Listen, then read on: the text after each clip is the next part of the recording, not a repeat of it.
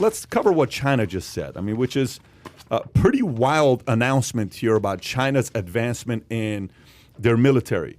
China carries out first successful test of underwater explosives that could destroy U.S. ports after launching satellite-crushing weapon and hypersonic missile.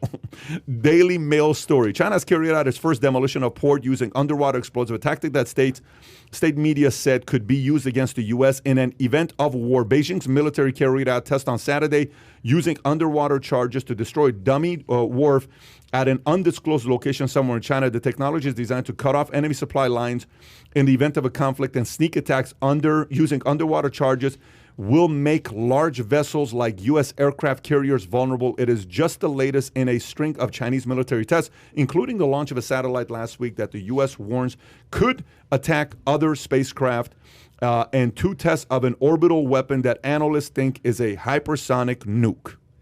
This sounds like a movie, by the way, but this is not a movie. This is a real story. China has the ability to kill us all 10 times, right? I mean, they're going to get us like 16 different ways. I hope we have smart people in our military, too. I hope maybe we just don't have to broadcast and publicize everything that we're capable of doing. I still think that the amount of money that we spend on defense and how advanced we are, and I don't know. I mean, these stories are kind of scary, and it does show that China is so intent on presenting to the world that they're a military power.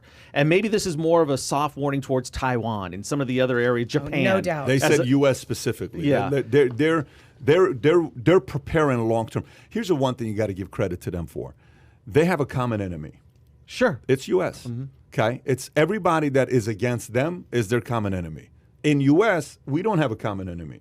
The enemy in U.S., the enemy of the Republican is the Dem. The enemy of the Dem is the Republican. This is like the most ununited state nation in the world today when it comes down to their politics. And that's what makes us vulnerable. That's exactly it. So if we were united on who the enemy is, it'd be a different story. But because you are not united on who the enemy is, a country like China keeps advancing. Well, China's already playing a damn good game of economic warfare. If you think about this supply chain disruption, 24% of the components in your average U.S. vehicle are being made in China. 25%. 24. Right, and a lot of them are stuck on barges right now on the Sitting ships. out, They're not even getting here. Yeah, and then you've got this potential strike coming up. I mean, payback is a bitch. Excuse my French, but Joe Biden's 90-day sprint. We're going to keep those Long Beach and Los Angeles workers. They're going to work three shifts a day, 24/7. Get us through the holidays. Make sure they unload all these containers. Oh, and by the way, their contract comes up for renegotiation and expires on June 30th. Every single year since 1990, when they've renegotiated their contract, they've shut the port down. But they got the ultimate leverage by doing that. And do you know what they want this time instead of just more money and benefits? And by the way, the highest paid unionized workers in the country we're talking about here. Highest paid. The Teamsters? No. This is the Longshore. Okay. And by the way, you can get him, I think, on Tuesday. Okay. So this will still be a story. I think he's running behind. It's going to be a story. It's going to be a bigger and bigger story because what the workers want to do, and this is going to bristle you. The workers don't just want higher pay and benefits. They want to stop the port operators from automating. Well, yeah, because that takes away jobs, exactly, right? Exactly, but they want that written into their contract. That's that not they a fight you can win.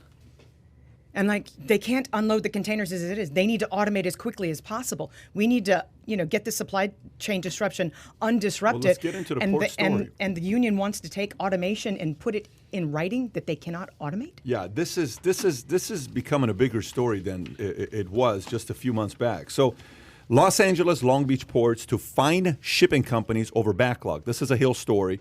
Officials for the ports of Los Angeles, Long Beach on Monday said that they will begin fining shipping companies whose cargo containers stay in marine terminals for too long as they work to reduce congestion in their ports. Port of Long Beach Executive Director said, with the escalating backlog of ships off the coast, we must take immediate action to prompt a rapid removal of containers from our marine terminals, adding that the ports are running out of space. The fees collected from idling containers will be invested into programs meant to enhance efficiency. Ocean carriers will be charged $100 per container, with the fines increasing in $100 increments per day per container.